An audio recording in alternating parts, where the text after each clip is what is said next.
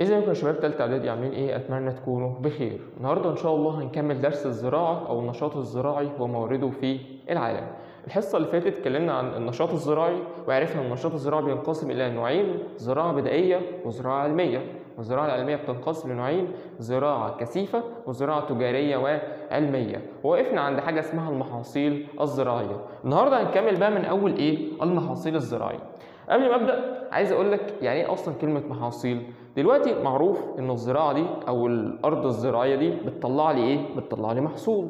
احنا بقى عندنا المحاصيل الزراعيه بتتنوع، عندنا كذا نوع من المحاصيل الايه؟ الزراعيه. احنا هناخد انواع المحاصيل الزراعيه. بص بقى يا سيدي، انت عندك 3 انواع من انواع المحاصيل الزراعيه. نوع اسمه المحاصيل الغذائيه، ومن اسمه كده دي حاجه غذائيه مش محتاجه حاجه. ونوع تاني حاجه اسمها المحاصيل اللي هي محاصيل الالياف. والمحاصيل بتاعت الالياف دي اللي بتستخدم في صناعه النسيج او المنسوجات والملابس، ودي انت خدتها في الحصه الاولى، ولو ما شفتش طبعا الحصه الاولى روح شوفها عشان ما ينفعش تكمل من غير اصلا ما تكون حضرت الحصه الاولى. وثالث نوع عندنا من المحاصيل محاصيل اسمها محاصيل ذات طبيعه خاصه، يعني محاصيل بتحتاج طبيعه خاصه علشان اصلا اقدر ايه؟ ازرعها. احنا بقى هناخد نوع فيهم. تعالى نبدا باول نوع اللي بيتكلم عن المحاصيل الغذائيه. بص بقى يا سيدي، المحاصيل الغذائيه بتنقسم الى نوعين: نوع اسمه حبوب غذائيه. يعني ايه اصلا يا مستر حبوب غذائيه؟ يعني حبوب بتغذى عليها. زي ايه؟ زي مثلا الذره، رقم 1، ده حبوب غذائيه. زي مثلا الارز، ده حبوب غذائيه. وزي القمح، يبقى قمح وارز وايه؟ وذره. تمام. النوع الثاني من المحاصيل الغذائيه حاجه اسمها المحاصيل السكريه. يعني حاجه بصنع منها الايه؟ السكر. زي ايه؟ زي السكر اللي هو قصب السكر، وزي بنجر السكر. تمام كده، ادي كده عرفنا ان المحاصيل الغذائيه بتنقسم لنوعين: حبوب غذائيه ومحاصيل سكريه. حبوب غذائيه زي قمح ورز وذره، محاصيل سكريه زي قصب السكر وبنجر الايه؟ السكر. المحاصيل الالياف بتنقسم ل3 انواع، ودول انت واخدهم وسهلين: القطن والكتان وحاجه اسمها شوت. تمام. محاصيل ذات طبيعه خاصه، ودول 3 محاصيل: عندك الشاي، وعندك البن، وعندك المطاط الطبيعي. طيب احنا هناخد ايه بقى من دول عندنا في الدرس؟ هناخد من الحبوب الغذائيه هناخد القمح وهناخد الذره، مش هناخد الرز. هناخد قصب السكر وبنجر السكر. هناخد القطن، مش هناخد ولا كتان ولا جوت. وهناخد الشاي وهناخد المطاط الطبيعي. دول اللي انت هتدرسهم بالتفصيل. هتاخد في كل واحده اولى القارات، يعني هتعرف ايه هي القارات اصلا اللي بتنتج المحصول ده. هتاخد الاهميه بتاعه المحصول، وفي بعض المحاصيل هتاخد الظروف اللي بتتزرع فيها المحاصيل دي اصلا. يعني المحاصيل دي بتحتاج مثلا حراره مرتفعه ولا حراره منخفضه ولا حراره معتدله، كميه ميه وفيره، تربه خصبه، بتحتاج ايه بالظبط. دي بعض الحاجات اللي هنزودها في بعض المحاصيل. تعالى بقى نبدا برقم 1: المحاصيل الغذائيه. رقم 1 في المحاصيل الغذائيه هناخد القمح، وهناخد قصاده محصول الذره اللي هو الذره. يعني هناخد في كل واحده الاهميه، وهناخد اولى القارات، وساعات هناخد اولى الدول. يعني هناخد اولى الدول واولى الايه؟ القارات. تعالى نبدا باول محصول في الحبوب الغذائيه وهو القمح. نبدا فيه بالاهميه. ايه هو اهميه محصول القمح؟ بص بقى يا سيدي، قال لك ان القمح يعد الغذاء الرئيسي لمعظم شعوب العالم. يعني كل الناس تقريبا بتعتمد على ايه؟ على القمح. يبقى القمح في هنا مفتاح. في كل محصول هقول لك على مفتاح اجابه. اول ما يجي يقول لك اكتب ما تشير اليه العباره يعد المحصول الرئيسي لمعظم شعوب العالم، يبقى القمح. هقول لك بعد كده حاجات تانية. يبقى القمح هتقول لي انه يعد الغذاء الرئيسي لمعظم ايه؟ لمعظم شعوب العالم. طب اشمعنى؟ قال لك عشان بيدخل في صناعه 3 حاجات: رقم 1 الخبز والمكرونه والحلويات. يبقى القمح ده بيعد الغذاء الرئيسي لمعظم شعوب العالم لانه يدخل في 3 صناعات، او يدخل في صناعه الخبز والمكرونه والحلويات. ده القمح. تمام. خش على بعده. قال لك ان القمح ده بيزرع في كل القارات المأهوله بالسكان. يعني انا بزرع محصول القمح ده في كل القارات اللي فيها سكان. يبقى يبقى القمح تقريبا موجود في كل قارات العالم اللي فيها سكان، او مش تقريبا، هو فعلا موجود في كل قارات العالم المأهوله بالايه؟ بالسكان. زي ايه؟ زي اسيا، افريقيا، واوروبا، ودول قارات العالم الجديد القديم. وعندك امريكا الشماليه، امريكا الجنوبيه، واستراليا، ودول قارات العالم الايه؟ الجديد. يبقى انا دلوقتي عرفت ان القمح هو الغذاء الرئيسي لمعظم شعوب العالم، لانه يدخل في صناعه خبز، مكرونه، وحلويات، وبيزرع في كل القارات المأهوله بالايه؟ بالسكان. تمام، دي كده اهميه الايه؟ القمح. طيب عايز اعرف بقى اولى الدول. قال لك اولى الدول الصين، ثاني الدول الهند، ثالث الدول الولايات المتحده الامريكيه، ودي بتقع في امريكا الشماليه. طيب انا قلت لك ان اولى الدول وثاني الدول هم الصين، يبقى اولى القارات هي ايه؟ هي اسيا، وثاني القارات هي امريكا الايه؟ امريكا الشماليه. تمام؟ تمام. خلينا نتفق ان في كل محصول هناخده لو خدنا القاره يبقى احنا هنجيب الدوله دي من جوه القاره. يعني مثلا لو احنا بناخد ان اولى القارات في القمح او في انتاج القمح يعني، او في زراعه القمح، هي اسيا، فلازم تكون اولى الدول من جوه اسيا. لو اولى القارات في الذره مثلا هناخدها كمان شويه امريكا الشماليه، فاحنا هنجيب دوله منين؟ جدع، من جوه امريكا الايه؟ الشماليه. احنا كده خدنا القمح، خش بعد كده على الذره. بص بقى يا سيدي، احنا اتفقنا ان القمح يعد الغذاء الرئيسي لمعظم شعوب الايه؟ العالم. قال لك بقى الذره انا بستخدمها في حاجتين. بستخدم الذره كغذاء للانسان، رقم واحد، يعني احنا ممكن ناكل الذره، او كعلف للحيوان. يبقى انا كده بقتصر استخدام الذره كغذاء للانسان، يعني بستخدمه كغذاء للانسان بس. تقول لي غلط، لا، انا بستخدم الذره كغذاء للانسان او كعلف للايه؟ للحيوان. طيب الذره ده بزرعه فين؟ قال لك تقريبا بيزرع في معظم قارات العالم المأهوله بالايه؟ بالسكان. يبقى كده محصول الذره بيتشابه مع محصول القمح في ايه؟ في مدى انتشاره، موجود فين اصلا؟ اللي هو بيزرع قصدي تقريبا في معظم قارات الايه؟ العالم. تمام. اولى القارات في الذره يا مستر. اولى القارات في الذره هي امريكا الشماليه. طيب انت قلت لي يا مصر واتفقنا ان احنا هنجيب اولى الدول من اولى القارات. طب اولى الدول يبقى الولايات المتحده الايه؟ الولايات المتحده الامريكيه، ودي اولى دول العالم في انتاج محصول الذره. وبكده نكون خلصنا الحبوب الغذائيه اللي هو القمح والذره. نخش بعد كده على المحاصيل السكريه. هناخد بعد كده في المحاصيل السكريه حاجتين. اول حاجه هناخدها هو قصب السكر، وتاني حاجه هناخدها هو بنجر السكر.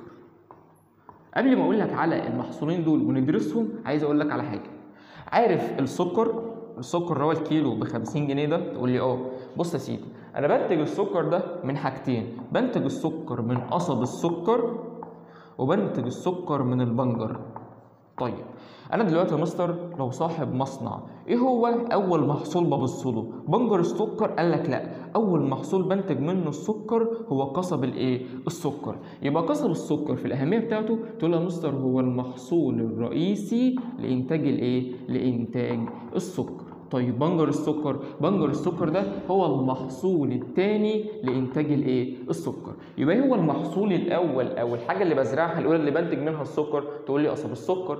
طب ايه الحاجه الاولى اللي بزرعها اللي بنتج منها، قصدي الثانيه اللي بزرعها؟ تقول لي بنجر الايه؟ السكر. تمام. انا بزرع قصب السكر ده فين؟ قال لك ان قصب السكر بيزرع في المناطق المداريه الحاره. اشمعنى في المناطق المداريه الحاره؟ قال لك عشان هو بيحتاج لحاجتين. اول حاجه بيحتاج لدرجه حراره مرتفعه، محتاج درجه حراره شديده جدا عاليه جدا. رقم 2 بيحتاج كميه ميه وفيره. علشان ازرع قصب السكر ده يا ولاد بحتاج ارويه بكميه ميه ضخمه، كميه ميه وفيره. يبقى قصب السكر اتفقنا انه بيزرع في المناطق المداريه الحاره. ليه؟ لانه بيحتاج درجه حراره مرتفعه وكميه مياه ايه؟ وفيره. طب لو قلت لك ان قاره اوروبا بتقع في المنطقه المعتدله، يبقى انا اقدر ازرع فيها قصب السكر؟ ممتاز. تقول لي لا يا مستر مستحيل. انت منين بتقول لي ان قصب السكر بيزرع في المناطق المداريه الحاره؟ ومنين بتقول لي ان انا اقدر ازرع قصب السكر في اوروبا؟ لا يا مستر، قصب السكر بيزرع في المناطق المداريه الحاره، واوروبا بتقع في المناطق المعتدله. يبقى انا دلوقتي ما اقدرش ازرع قصب السكر في قاره ايه؟ اوروبا. طيب ايه هي اولى الدول؟ قال لك اولى الدول البرازيل. يبقى اولى قارات امريكا الايه؟ امريكا الجنوبيه. جدع. طيب تاني الدول؟ قال لك الهند. طيب تالت الدول؟ قال لك الصين. وعلشان ما تتلخبطش كتير انت هتاخد دايما ان الصين بتسبق الهند تقريبا في كل حاجه الا حاجتين، قصب السكر، بعد كده تربيه الابقار، وده ان شاء الله باذن الله هناخده في الدرس الجاي. يبقى اولى قارات او اولى دول العالم في انتاج قصب السكر البرازيل. طب لو جه قال لك اولى القارات ما تتلخبطش، ما احنا بنجيبها من اولى الدول. بص لو جه قال لك اولى القارات مثلا امريكا الجنوبيه، اولى الدول ايه؟ هتجيب الدوله من امريكا الجنوبيه نفسها اللي هي البرازيل. طب لو جه قال لك اولى الدول وانا عايز اولى القارات، هتطلق اولى الدول البرازيل، هجيب القاره اللي بتقع فيها دوله البرازيل اللي هي امريكا الايه؟ الجنوبيه. طب تاني القارات اسيا. طيب لو جيت قلت لك بقى ايه هو او ايه هي اول دوله بتنتج السكر نفسه من غير ما تفكر؟ البرازيل. ما البرازيل طالما بتنتج قصب سكر كتير، وقصب السكر المحصول الاول في انتاج السكر، يبقى انا باخد القصب اللي في البرازيل ده واصنع منه السكر. يبقى البرازيل برضو هي اولى الدول في انتاج السكر، والهند تاني الدول في انتاج السكر، والصين ثالث الدول في انتاج السكر. اللي بعده بنجر السكر. قال لك بقى ان بنجر السكر عكس قصب السكر.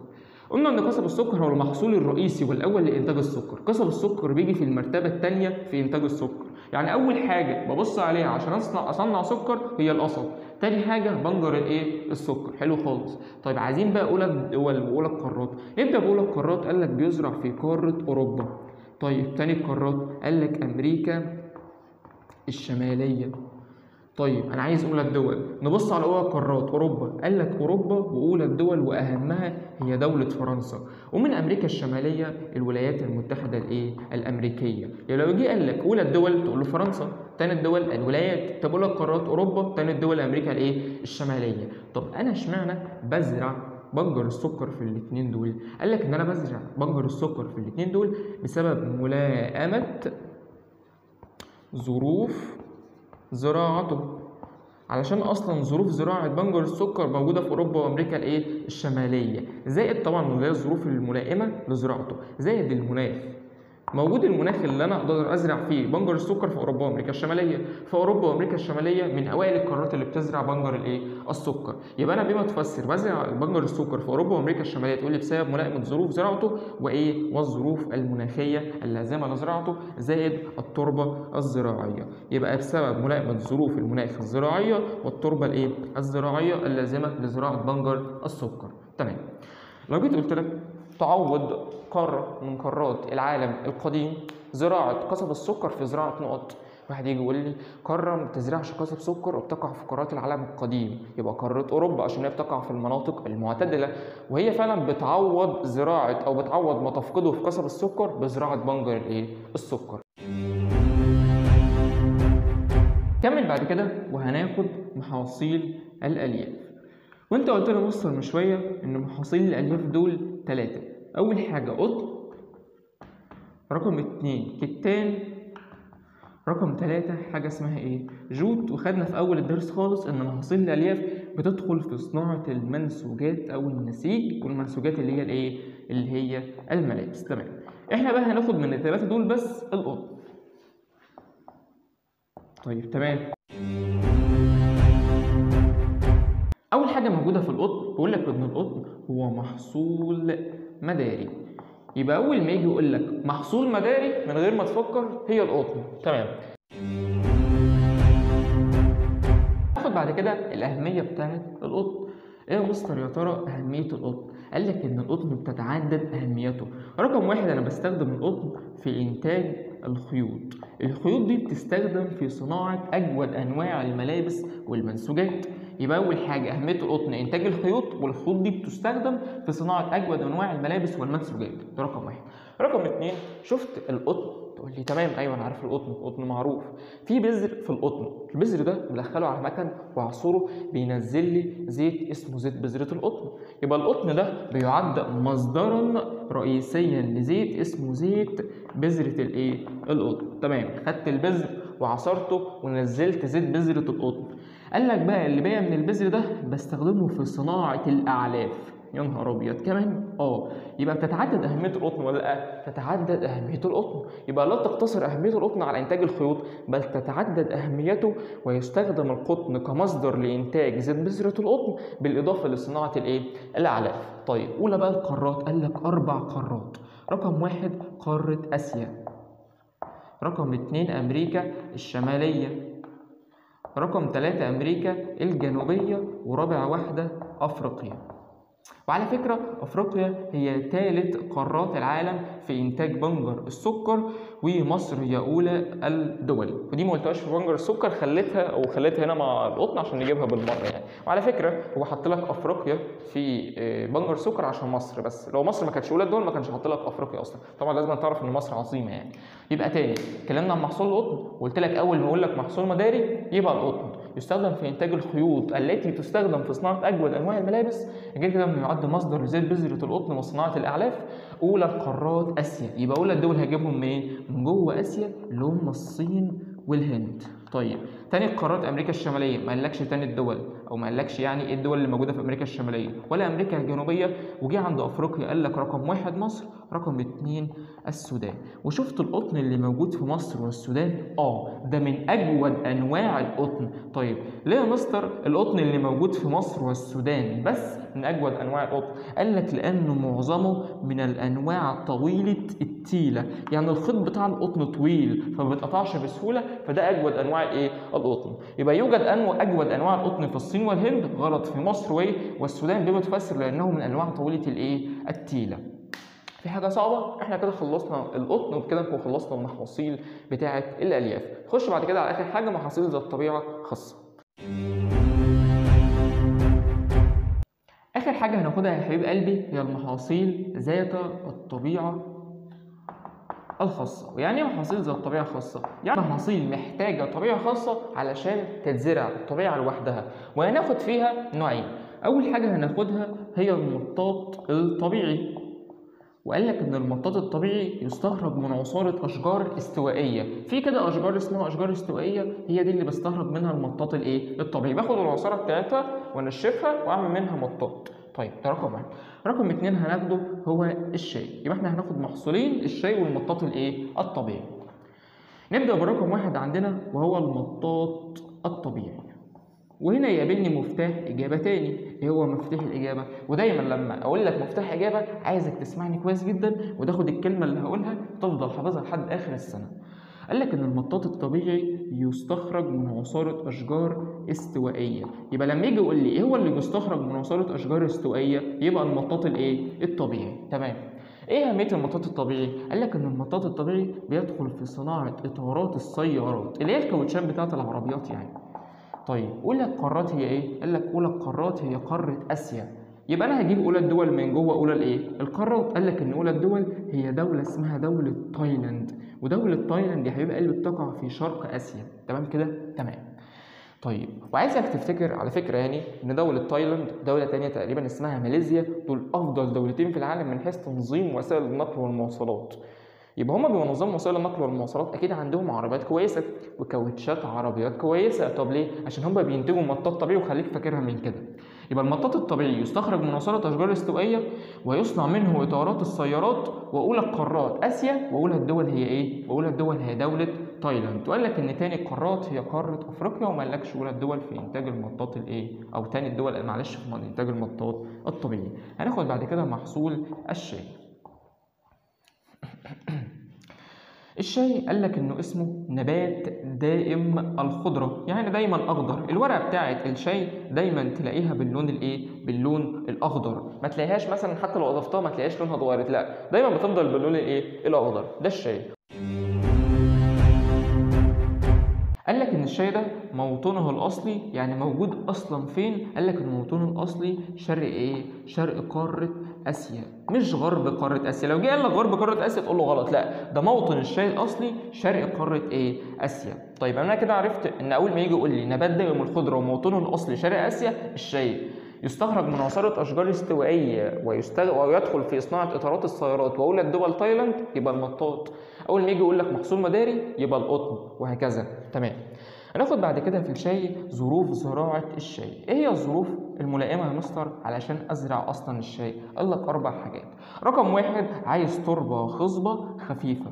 رقم 2 مناخ حار، هواء رطب، مطر غزير. يبقى هو عايز كام حاجه؟ 4 حاجات. اول حاجه تربه خصبه خفيفه، مناخ حار، هواء رطب، اخر حاجه مطر ايه؟ غزير. هو بيحتاج تربه خصبه بس تكون خفيفه مش تقيله زي الرز مثلا، بيحتاج مناخ حار يعني درجه حراره ايه؟ مرتفعه، بيحتاج هواء رطب مش هواء جاف، لو جه قال لك هواء جاف تقول له غلط، لا ده عايز هواء ايه؟ رطب. اخر حاجه مطر غزير مش مطر نادر، اي محصول اكيد يعني بيحتاج مطر كتير. طيب اخر حاجه هناخدها بقى اولى الدول في انتاج الشاي. قال لك ان اولى الدول في انتاج الشاي ودي معروفه هي الصين، حتى معروفه من الشاي الصيني. احنا كده خلصنا المحاصيل الزراعيه اللي موجوده في الدرس الاول. خدنا كم محصول؟ خدنا اكتر من محصول. خدنا المحاصيل الغذائيه زي القمح والذره، دي حبوب غذائيه، وخدنا بعد كده محاصيل سكريه زي قصب السكر وبنجر السكر. خدنا القطن وده محاصيل الالياف. خدنا المطاط الطبيعي والشاي ودي محاصيل ذات طبيعه خاصه، يعني بتحتاج طبيعه خاصه علشان تتزرع. طيب كده وصلنا لحد نهايه الحصه. عايزك تذاكر كويس جدا الدروس اللي انا قلتها لك دي، زائد ان انا عايز اقول لك بصراحه على كام معلومه. ايه بقى كام معلومه اللي عايز اقولها لك؟ رقم واحد، انت محتاج تركز الترم ده علشان انا شايف كذا طالب او عده طلبه يعني جايبين درجات وحشه الترم الاول، وفي ناس بتشتم في منهج الترم الاول، ولكن عايز اقول لك معلومه بسيطه، معلش ما تزعلش مني، انا زي اخوك الكبير. منهج الترم الاول ما كانش صعب، منهج الترم الاول سهل جدا، بس حضرتك اللي استهترت، وانت عارف كويس الناس اللي جابت درجات وحشه انك انت اللي استهترت وانك انت اللي قصرت، مش المنهج او مش المدرس. ما تجيبهاش دايما في المدرس، ممكن يكون المدرس اثر في بعض النواحي، ومش كل المدرسين طبعا بتاثر يعني، ولكن دايما انت اسعى وان شاء الله باذن الله هتلاقي في الاخر. المهم يا سيدي، احنا كده خلصنا الدرس الاول اللي بيتكلم عن النشاط الزراعي ومورده في العالم. انت مستنيين ننزل الدرس الاول تاريخ؟ انا مش هنزله. ليه؟ عشان انا نزلته قبل كده الترم اللي فات. هسيب لك اللينك بتاع اول درس تاريخ في اول كومنت، واللينك بتاع تاني درس تاريخ في اول كومنت برضو معاه. وان شاء الله الحصه الجايه هتلاقيني منزل لك او بادئ لك في تاني درس جغرافيا اللي بيتكلم عن الرعي بقى والثروه الحيوانيه والثروه السمكيه. هتاخد نوعين من الرعي، رعي تقليدي ورعي حديث معلش، وهتاخد بقى الثروه الحيوانيه في العالم واولى الدول في انتاج الابقار والماعز والاغنام وهكذا، وده درس كويس جدا مش صعب.